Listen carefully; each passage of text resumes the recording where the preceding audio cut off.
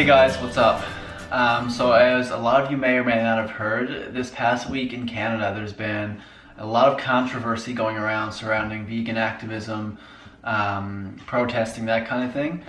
So recently, this past week in Toronto, there's a restaurant downtown called Antler. So this place serves things like wild boar, deer, duck, rabbit, wild game style meals. Anyway, there was a group of vegan activists who decided to march on this restaurant, protest peacefully, and what one of the co-owners did in response to this peaceful protesting was to bring out a dead animal leg and cut it up right in front of the vegan activists who were there. So yeah, there's been a lot of debate on whether or not this was appropriate, whether or not the owner had the right to do this in his own restaurant. But yeah, on social media now, in response, there's been a lot of debate on kind of who had the right here. And it's been showing up a lot on my social media feeds, on Instagram, Facebook. People are arguing back and forth whether who had the right, if it was his property, he could do what he wanted kind of thing. But yeah, one thing that really struck me was I saw a lot of people posting this and laughing at it, saying this is kind of what the vegan activists get for doing this. So more specifically, on my Facebook account, I had a guy who posted the story of what happened in downtown Toronto, and he posted a caption above it saying, "Ha ha ha, this is great," or something like that. So yeah, and I was gonna just skim over it. There was a lot of comments there. I just decided to click on it and scroll through comments to see if anyone kind of went on the contrary and argued against him or sided with the vegan activists. No one did. Everyone was saying, haha, this is great. The vegan activists got what they deserved. Just a lot of jokes going around.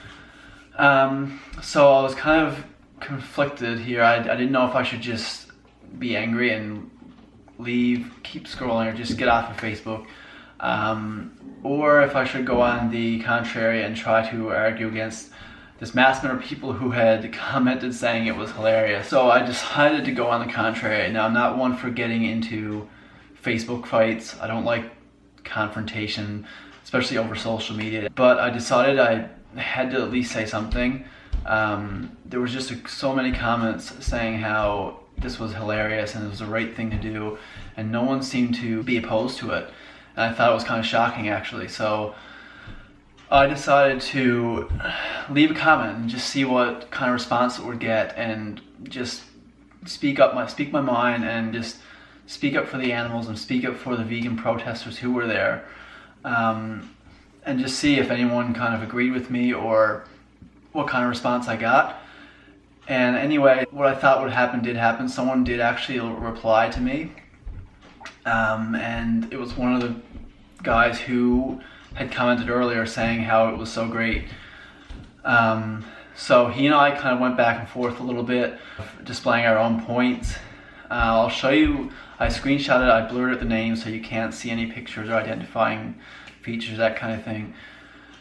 But I'll show you how it went down. I just want to let you guys know that when you're trying to argue a vegan lifestyle or vegan way of living, you don't need to get mad at the person or get into a heated debate about whether or not you think you're right.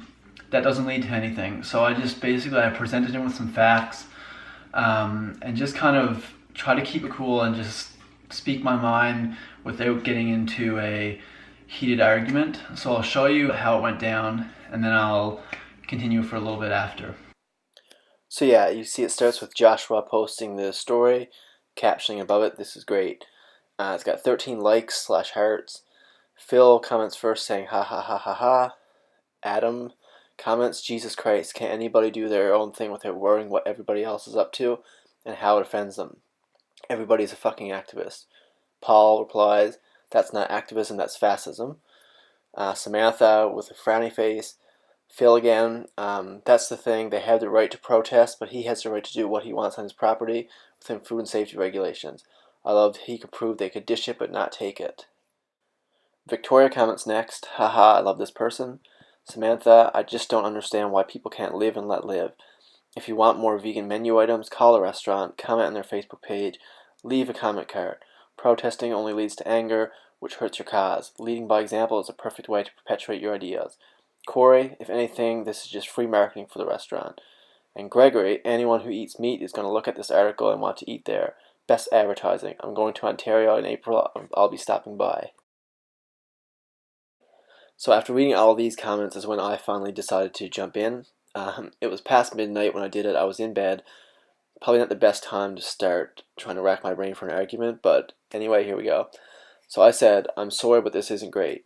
It also has nothing to do with offending people slash the activists or about them being able to dish it but not take it. Or certainly not about living and let live. Innocent animals are being slaughtered for the mere purpose to satisfy our taste buds, and whether or not it's being done in the least cruel way makes no difference. There is no humane way to kill something that doesn't want to die. What the protesters are doing isn't fascism. They are being the voices for the voiceless and fighting for their right to live. On the other hand, what the co-owner is doing is certainly an act of speciesism. If it were a dog or cat he was butchering in the window, I think the comments would be a little different. There's too much to get into for a Facebook comment, but I hope some people will take the time to watch this. Even the first 15 minutes may change your opinion. So again, it was late. I went to whichever video I thought could make the biggest impact and one that made a big impact on me. There's so many other videos to choose from as well, but I chose the speech. This speech is your wake-up call by James Aspey. Great video if you haven't watched it yet. Definitely recommend it. And so as you can see, within the first hour after I posted that, Gregory, who is the guy who said he would be eating there at the restaurant when he goes in April, says, can't wait to hear Josh's response to this. Speciesism, LOL. Then post a video by Awaken with JP, if meat eaters acted like vegans. So if any of you haven't seen this video, or this YouTuber, this guy is essentially a guy who uses a lot of satire to kind of bring attention to real world problems or events, things that are going on.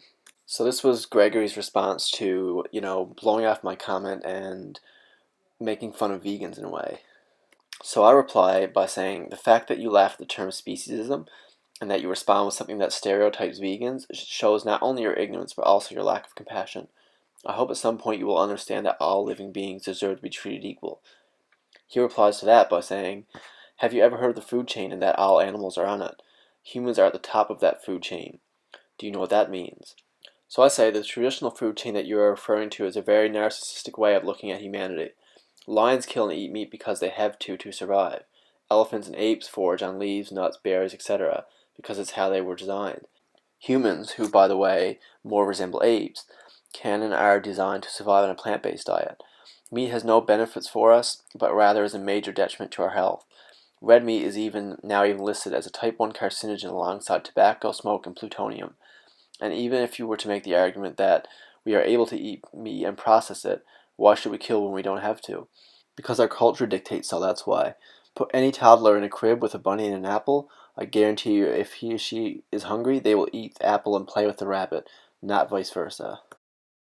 So he responds, blah blah blah, facts don't care about how you feel towards a subject, humans eat meat, deal with it. If you don't want to, then don't, but don't criticize people who make their own choice to. So I say, if I'm not mistaken, your very first response to myself, a vegan, was to laugh at the term speciesism and post a video mocking me slash vegans, so I don't believe I'm doing the criticizing. But either way, I'm not criticizing you, man. I understand where you are coming from. We all eat based on how culture tells us to. I'm saying this not because of the health reasons or your moral reasons, but because it is innocent animals' lives at stake, as well as our planet's. If you understood what these animals went through just to sit on our plates and satisfy our taste buds for a few minutes, I think you'd reconsider. And finally he replies by saying, Mark, there's no criticism here. The video is a parody of how vegans act, which is factual. I don't eat how culture tells me to, I eat how I tell me to. And to this I replied by saying, Gregory, I'm sorry, but that's not how I or any of the vegans I know act. So it's not factual. As much as you don't want to believe it, you do. We all do eat how culture tells us to. Here in the West, we are taught to eat cows, pigs, chicken, but love cats and dogs, for example. In some Middle Eastern and Asian cultures, it's the opposite. Why? We aren't different species that require different nutritional needs or anything. It's all culturally driven. So yeah, so you can see kind of how it went down. He had his points. I came back at him with actual facts, and yeah, there was a little bit of heat there, but I tried to keep it cool, and in the end he seemed to back off. But that's the thing, I want you guys to know, if you guys aren't vegan, this is not about us vegans coming after you and telling you how to live, or telling you what to do, or what you're doing is wrong and what we're doing is right, and you're evil and we're good, this kind of thing. It's not that at all. It's basically us trying to speak up for those beings that can't speak for themselves. So, you know, back 50, 100 years ago, you had things like slavery. Blacks had unequal rights to white people. There was the whole Hitler ordeal where he thought Jews and certain religions shouldn't be equal to others. Even more recently, you had women's rights and this kind of thing, where women, and even still continues today, where women aren't treated as equal to men. And it's just one of those things that right now it's animal activism. I hope at some point people will see that animals are equal to us, whether or not it's a dog, a cat, a cow, a pig. All beings should be treated equally, and this is the message that vegan activists are trying to portray. Not trying to get on your back for how you choose to live your life. They're just trying to give you the facts so you understand what these animals go through and how you can make a difference and how you can make it better. And yeah, like I said, this isn't about us attacking you or telling you how to live. It's basically just us trying to tell you, kind of speak for the animals and speak for those who can't speak, and kind of provide them a voice so you understand at least some of what they're going through, and maybe that can persuade you to change your mind. So yeah, if you guys, any of you guys see any kinds of things like this on Facebook or social media, don't be afraid to speak your voice. Go out there, say what you gotta say, but like I said, don't get heated about it. Just let people know the facts, let them know how you feel. You don't need to push it into their faces and make them feel like they've been living a lie their whole life. But just provide them with facts and do the best you can. And we will change this world one person at a time. Like we said, hundreds of years ago, people would never have believed that blacks would have equal rights as white people, or women would have equal rights as men. It's changing. It's still taking a while to get there, but it's certainly a change. So we're just hoping that at some point everyone will see that animals deserve the same rights as humans. And like I said, it's just changing one opinion at a time, and do the best you guys can do. Oh, and one more thing. So you may not think that changing one opinion or anything is going to matter. What's one opinion out of 8 billion people, right? But I will post a graphic after I close up here, showing you what one opinion can actually do. If you can change one person's opinion, there's so many things that every day this person will save in terms of animal lives, water, grain, forest land. So yeah, one opinion is a massive step forward. So just keep pushing, guys. So that's all for me. Be a rebel, be vegan. Peace.